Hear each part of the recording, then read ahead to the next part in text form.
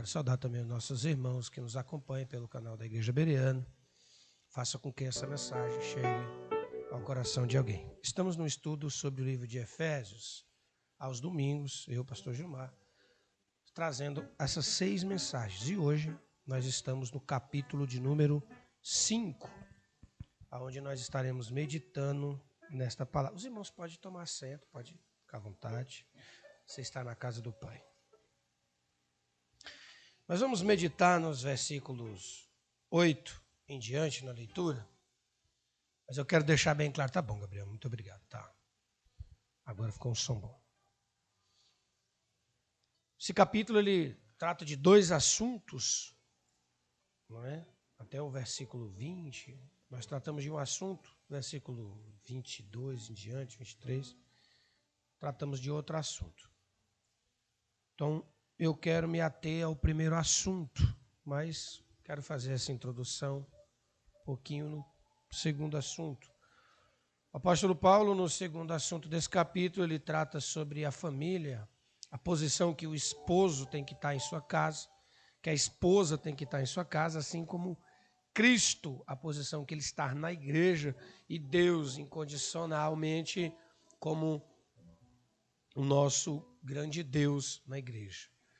Mas o texto que eu quero ler e trazer menção é o versículo 8. Quem encontrou, diga: eu vou morar no céu. Glória a Deus. Versículo 8 está escrito: porque noutro tempo erais trevas, mas agora sois luz no Senhor. Ainda como filho da luz, andai como filho da luz. 9. Porque o fruto do Espírito está em toda a bondade e justiça e verdade. Amém? O tema desta mensagem é bondade, verdade e justiça de Deus. Bondade, verdade e justiça de Deus. Nós vamos ver que o apóstolo Paulo escreve toda uma doutrina à igreja de Éfeso. Edifica, doutrina, ensina, ganha almas para Jesus, estabelece um pastoreado e segue a sua caminhada, segue o seu apostolado, segue as suas missões. Mas a igreja, no meio da caminhada, ela começa a cambalear, pastor. Então, Paulo ele faz uma carta e direciona diretamente para Éfeso. Nenhum outro lugar na Bíblia nós vamos ver doutrinas, dogmas direcionados diretamente a uma igreja. Por quê? Porque Paulo identifica a falha, identifica o defeito, identifica o mau andamento daqueles irmãos e escreve direcionadamente para aqueles problemas. A carta a Tessalônica já tem outro cunho. A carta aos Colossenses tem outro cunho. As cartas aos Coríntios têm outro cunho, né? Para cada um, Paulo direciona. E aqui no capítulo 5, nós vamos ver algumas doutrinas, algumas coisas que nos arremete a entender. Desde o início do capítulo, o apóstolo Paulo ele enfatiza luz e trevas. E o versículo 8, ele diz: porque noutro tempo ereis trevas. Mas aí vem a pergunta: quando nós estávamos no mundo, nós éramos maus, pastor? Será que nós éramos o tempo todo maus? Mas quando eu digo maus, maus maridos, más pessoas, maus profissionais, maus amigos, será que no conceito de estar em trevas significa que a gente é mau? E hoje eu quero quebrar esta questão poética de dizermos que não, irmãos. As coisas não são bem assim. Nós vivemos no mundo hoje e vivemos na igreja, mas encontramos na igreja joio, pessoas más, pessoas que estão na igreja, vêm para a igreja, se vestem com roupa de igreja, mas andam em trevas. no oculto, como até mesmo esse texto diz, e em particular fazem abominações. Por isso que neste mesmo texto, neste mesmo capítulo, o apóstolo Paulo diz que os mentirosos, os fornicadores, são a eles direcionados para que nós não venhamos andar em pecado, para que nós não andemos ou alimentemos tais práticas. Então, quando o texto nos diz que outrora nós andávamos em trevas, o que é a treva, irmão? A treva nos arremete à escuridão, à maldade, ou simplesmente não conhecer a luz. Nós vamos ver muitas pregações de pessoas que vão dizer, o que é a escuridão? A escuridão, pastora Maria, diz eles que não existe. Na verdade, a escuridão é só falta de luz. Porque aonde houver luz, Alex, não haverá trevas. Porém, eu olho para a Bíblia Sagrada e eu vejo no livro do Gênesis que a Bíblia diz que Deus criou todas as coisas, sim ou não? E Deus criou o firmamento e dividiu, foi Deus que dividiu. Dia e noite, em algumas traduções está escrito luz e trevas. Então, a treva existe, foi Ele quem criou. Porque os cientistas vão dizer, Socorrinha, que quando nós saímos da nossa atmosfera, nós estamos mais perto do Sol, sim ou não? Mas aí fica gelado, ao invés de ficar quente. Que estranho, né? E aí, ao invés de quanto mais perto do Sol nós estivermos, ao invés de o universo estar claro, fica tudo escuro. Você consegue explicar isso aí? É por isso que eu digo, Deus fez tudo certinho. E simplesmente nós temos que parar de poetizar que as trevas é só mal. Não, Deus criou, irmão. E se Deus criou, Deus permitiu, é porque tem um porquê. Deus criou os anjos, os arcanjos, mas também permitiu que o nosso inimigo da nossa alma se rebelasse. Porventura, Deus não é atemporal, que não soubesse que ele ia fazer, mas para crescimento, para opção, para que nós o amássemos, não porque ele obrigou, mas sim voluntariamente. Porque Deus amou o mundo de tal maneira que deu seu Filho unigênito, por amor, não foi por trevas ou por maldade. E observe que a fala de Jesus na cruz é, Deus meu, por que me abandonaste? Então Deus é mau? Deus é mau, diaconisa Maria? Que abandonou Jesus? Não, Jesus não foi abandonado.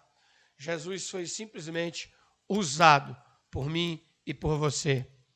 Noutrora era trevas, mas a luz veio para o mundo e a luz andou em nosso meio. E nós amamos as trevas, irmãos, essa aqui é a verdade.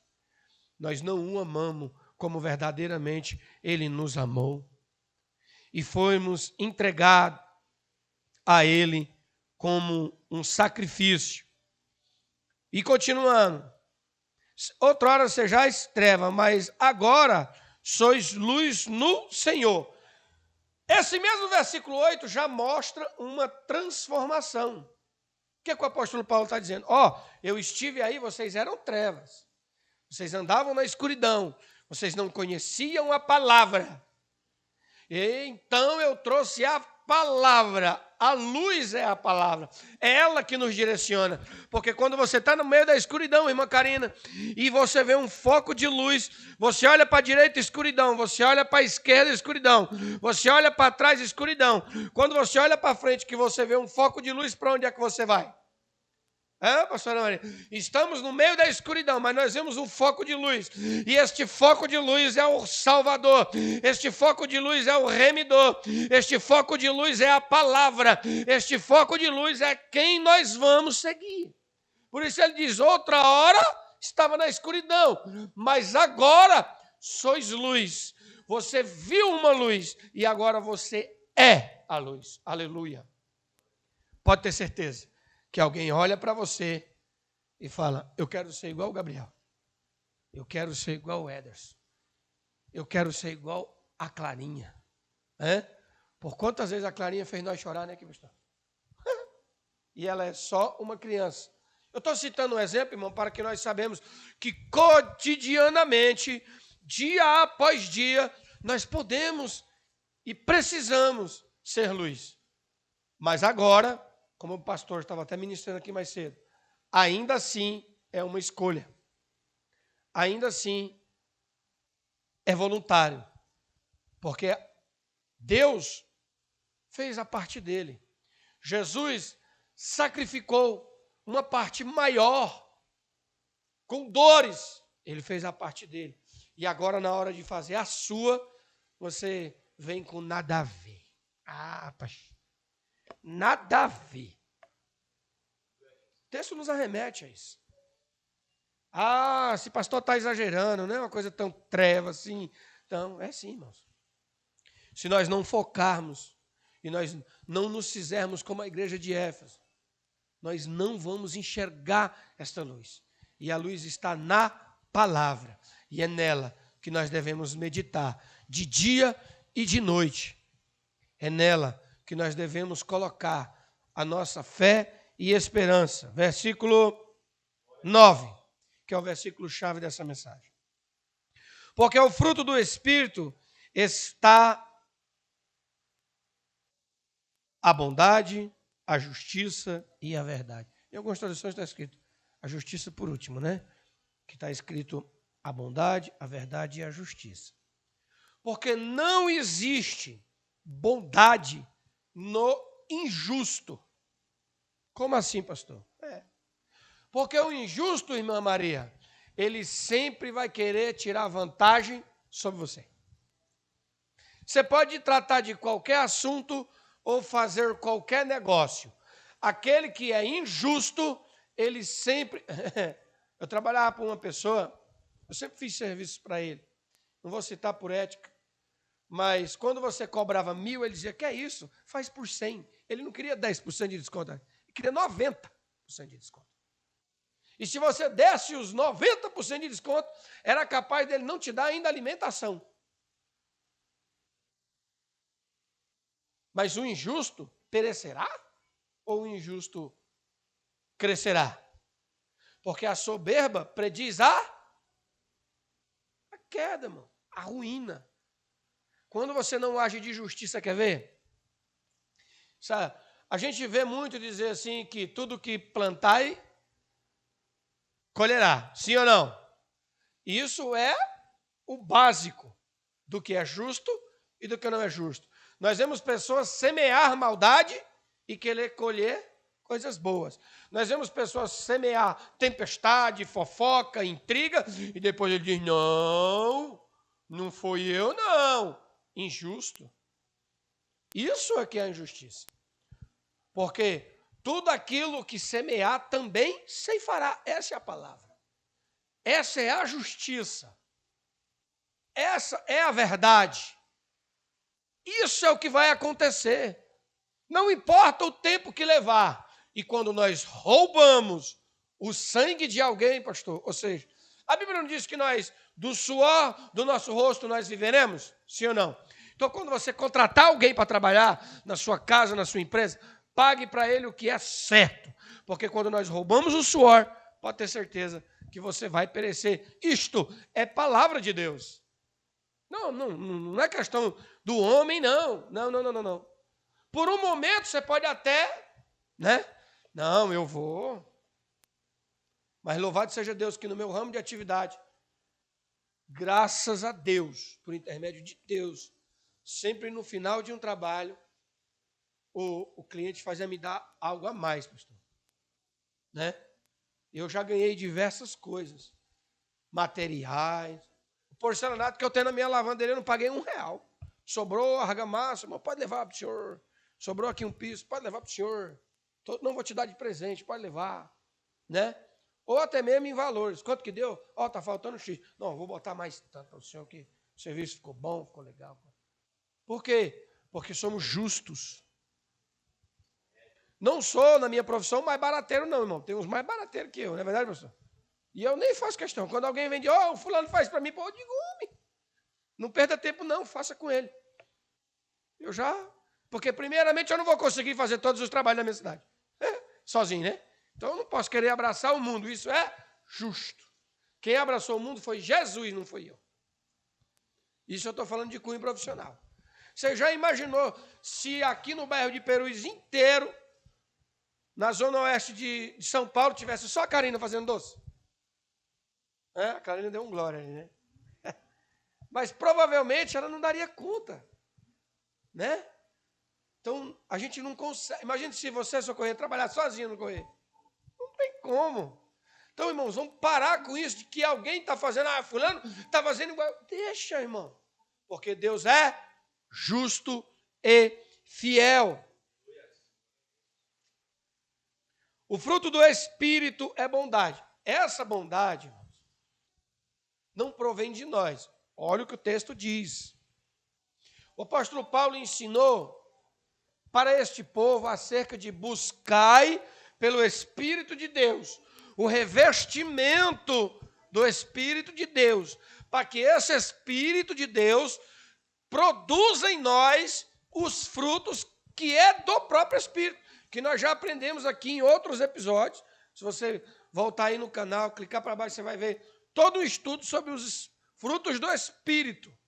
E aí você vai compreender o que é que nós temos que produzir. Nós somos como uma lavoura. E cada coisa, Mamalete, nós vamos semeando. O Espírito ele vai semeando em nós. E se nós dermos o fruto, isso ficará em nós. Então, se eu produzo, por intermédio do Espírito, a bondade é algo fenomenal. Por quê? A bondade me faz receber um estrangeiro. A bondade faz eu ceder o meu lugar na fila para um ancião. A bondade faz com que eu ajude a empurrar um carro de alguém que está necessitado. Eu lembro-me uma vez, pessoal, que eu fui fazer uma agenda em São Paulo, e era de noite, Alex, e estava garoando, nós estávamos vindo embora. Lembra disso, irmã Manuela? Aí a irmã Manuela olhou, estava uma mulher com o marido, sozinha. Acho que tinha uma criança, né? Aí a irmã Manuela falou assim, vamos ajudar. Eu disse, Jesus, está garoando. Ela falou, vamos ajudar. Eu tinha acabado de pregar, voltando na garoa. Falei, parei. Bondade. Conhecia? Não. Precisava? Muito menos. Como tantos que passaram e dormiram a noite inteira, provavelmente eu passaria. E dormiria a noite inteira também, pastor. Mas aí ela falou, vamos lá ajudar, tem uma criança. Eu falei, tá bom. Parei o carro.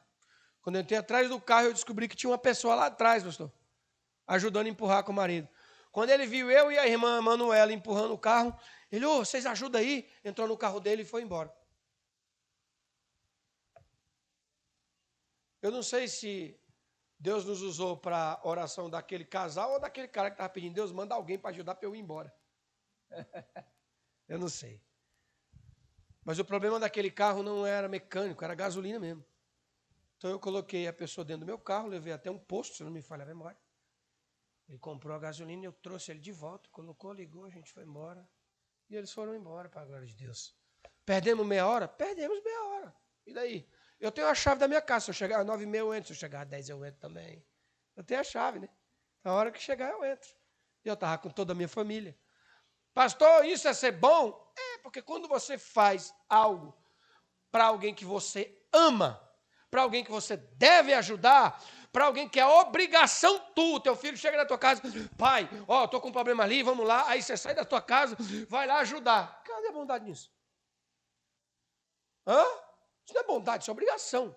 Agora, quando você, de cunho voluntário, faz para um desconhecido, que nem te pediu, você observou, viu uma necessidade, e de cunho voluntário você foi lá e fez. Isso é fruto do Espírito.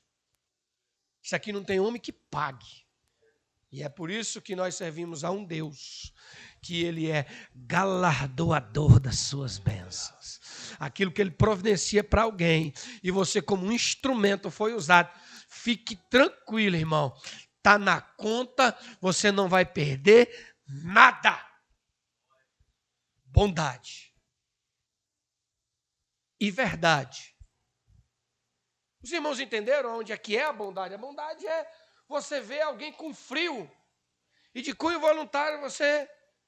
Eu já andei perdendo uns moletom por aí, né, mano? O pessoal diz, amanhã eu trago. E nada. Né? Mas também tem umas tapoelas em casa que o pessoal me ofertou lá.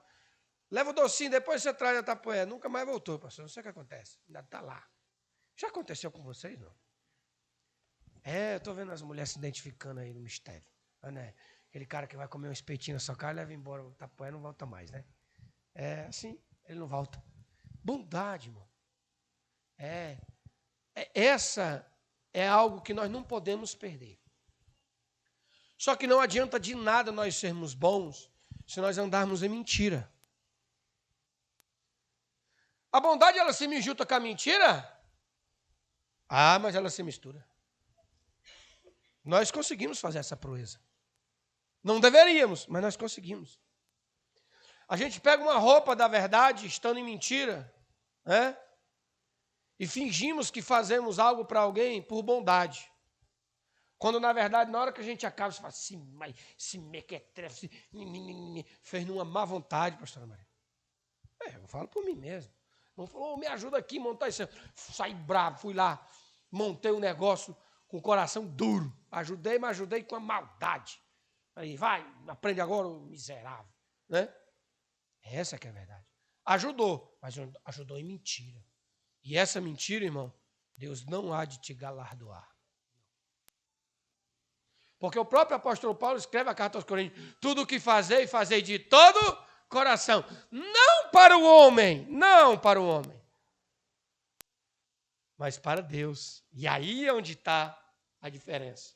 E quando nós temos isso, essa essência do Espírito, a gente faz em verdade. E é por isso que Deus diz que está em busca de verdadeiros adoradores, que o adorem em espírito e em verdade. Por quê? Porque adorador falso ele tem um monte. Se não existissem os falsos adoradores, Deus não estava em busca dos verdadeiros. Se todos os verdadeiros já estivessem com ele, acabou. Então existem pessoas que andam em mentira. Adoram, mas é em mentira. Louvam, mas é em mentira. Pregam, mas é em mentira. Vivem isso assim, mas é tudo em mentira. Porque a vida dele não condiz com o que ele prega. O ministério dele não condiz com o que ele prega.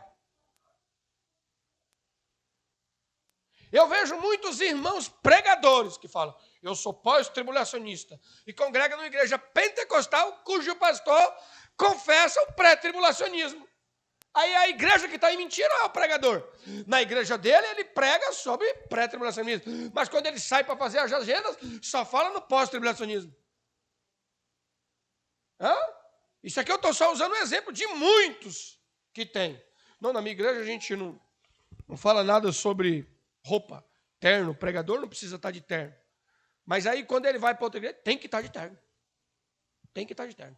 Certa feita alguém me convidou para pregar na igreja e falou assim, pastor, o senhor não leva mal? Nós queremos muito que o senhor venha aqui pregar, mas é necessário que o senhor tire a barba. Porque aqui a doutrina da minha igreja não pode barba. Eu falei, amém, meu irmão? Eu vou aí para cultuar, não para transgredir a lei de ninguém. A minha barba, ela cresce de novo. Em outro momento, não tem problema nenhum. Agora, eu não posso perder a oportunidade de adorar a Deus em espírito e em verdade. E se eu dei a minha palavra que eu vou, não é uma barba, se eu tiver que raspar a cabeça, eu raspo. Se eu tiver que comprar um terno novo, eu compro. Porque eu não sei, irmãos, se não vai ser a última vez, pastor, que eu vou entrar na presença de Deus. Um dia chegará, irmão, se eu não chorar, os irmãos não choram também, tá bom? Porque eu vou falar. Gabriel, vai ter um dia que vai ter o último ensaio, irmão. Pastor, vai chegar uma segunda-feira, vou chorar, que vai ser a última oração. Vai ser o último culto, Karina. O último dia que nós vamos louvar, eu não sei que dia será. Mas tudo tem um começo, um meio e um fim. A luz nasceu e foi ameaçada, protegida por seus pais. Andou como estrangeiro no Egito e em outros países. foi o começo. A cruz foi o final. E ele passou por todas as dores. E um dia nós participaremos do último culto aqui na terra. E alguém pode me dizer quando será esse último culto? Então eu quero dizer para você que me ouve, não perca a oportunidade. Você não sabe se não vai ser o último. Você não sabe. Não pertence a você saber. Portanto, pastor, hoje eu não consegui ministrar a minha verdade. Busca essa verdade.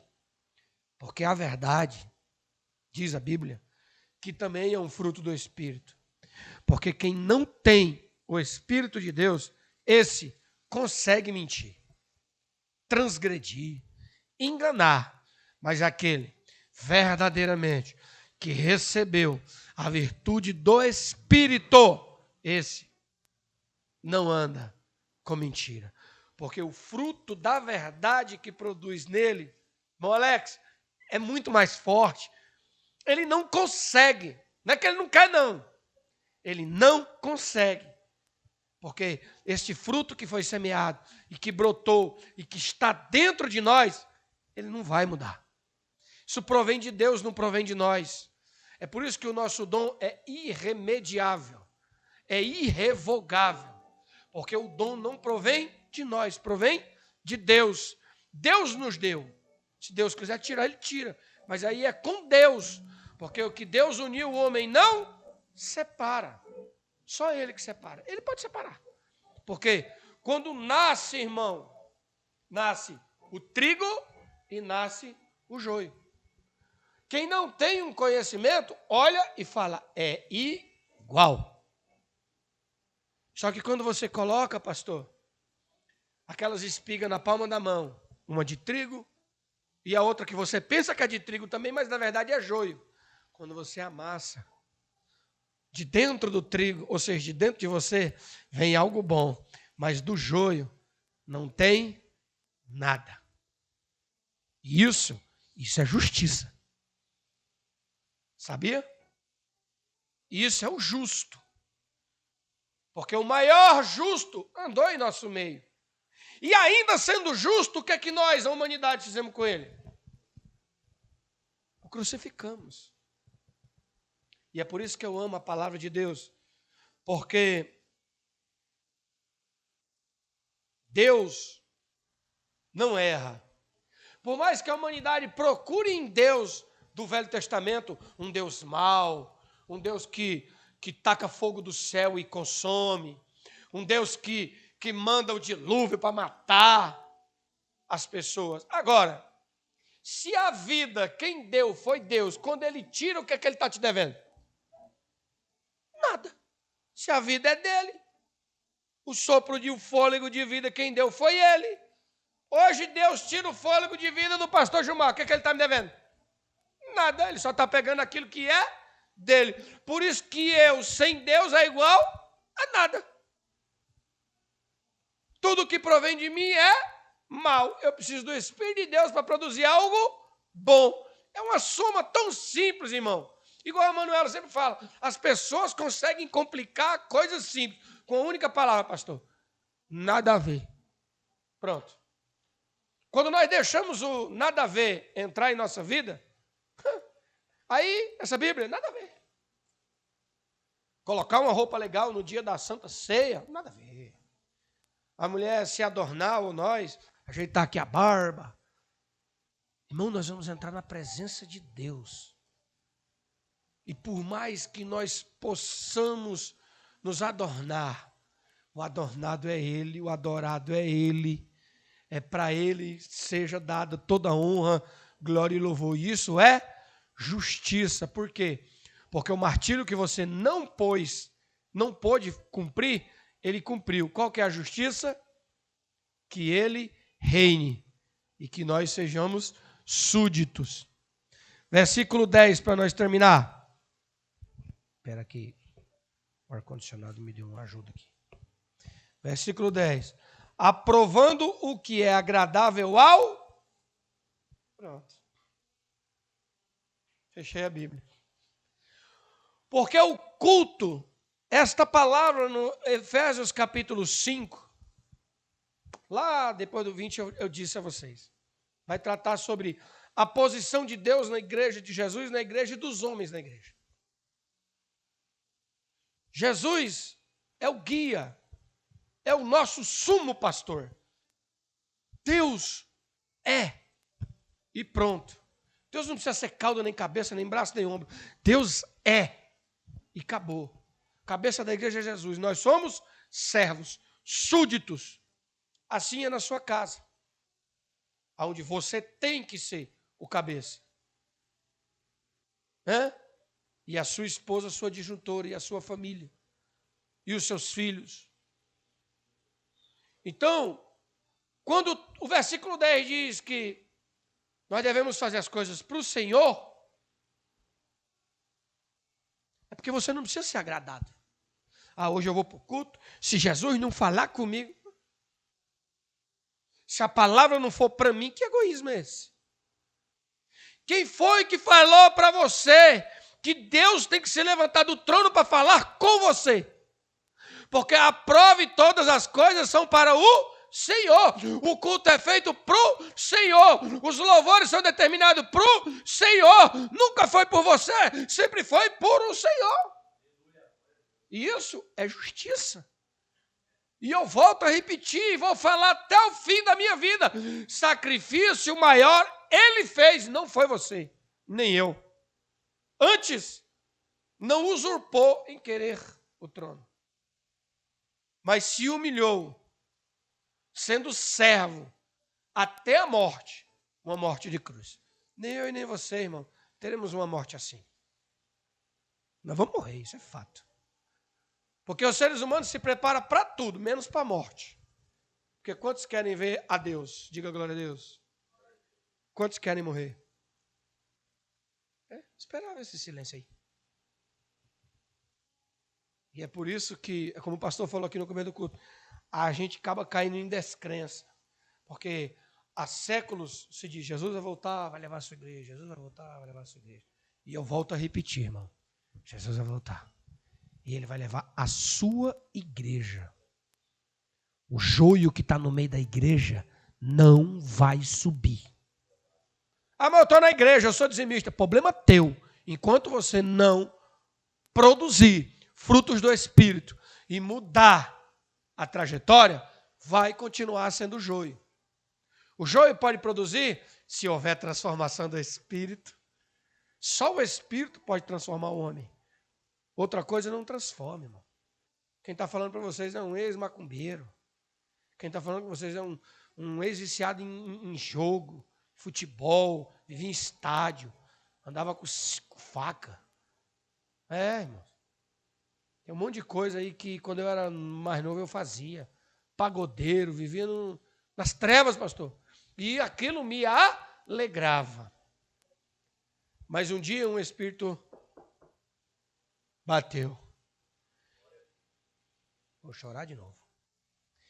E o texto diz, eis que vos bato a porta. Se abrires, eu entrarei e cearei contigo. Mas quem tem que abrir a porta é você. Quem tem que dar o passo para se batizar é você. Quem tem que buscar pelo Espírito de Deus é você. O Espírito de Deus foi dado. Ele disse, eu vou ao Pai, mas não vos deixarei só.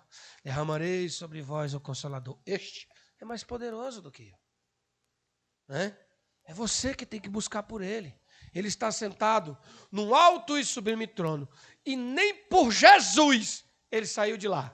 Portanto, Ele também não vai sair por a sua causa, por a sua petição. Mas Ele é fiel, e justo, e verdadeiro, e bom. Deus é bom o tempo todo, e o tempo todo Deus é bom. Ele é justo e é fiel, porque a justiça de Deus não tem entrelinhas. Ele é justo e ponto. Ainda quando nós achamos que ele está fazendo algo mal, ele pega aquele mal e transforma em algo bom, porque ele é justo, Deus é verdadeiro, Deus nunca mentiu, nunca andou em trevas, e desde a fundação do mundo até Apocalipse, ele andou na verdade. E se ele falou que vai voltar, é porque ele vai voltar, porque ele não anda nem mentiras. Deus, Jesus, nosso Salvador, é verdade. E ele disse: fazei isso todas as vezes que comerdes e que beberdes, em memória de mim, até que ele venha. Se coloque de pé, eu quero fazer um instante de oração e vou devolver para o pastor. Curve a sua cabeça. Santo Deus, graça nós te damos, Pai. E hoje ministramos a palavra, Senhor, compactada, Senhor, porque o texto tem muitos ensinos, Pai, grandiosos contra o pecado, grandiosos, Pai, contra a fornicação, contra a mentira, Senhor, contra a injustiça, Senhor, Pai querido, contra a maldade. Pai, nós oramos a Ti, Senhor, que o Teu Santo Espírito seja sobre esta igreja. Nós oramos a Ti, Senhor, que o Teu Santo Espírito venha produzir em nós a bondade, a verdade e a justiça para a glória dEle. Você que pode, aplauda o Senhor com alegria.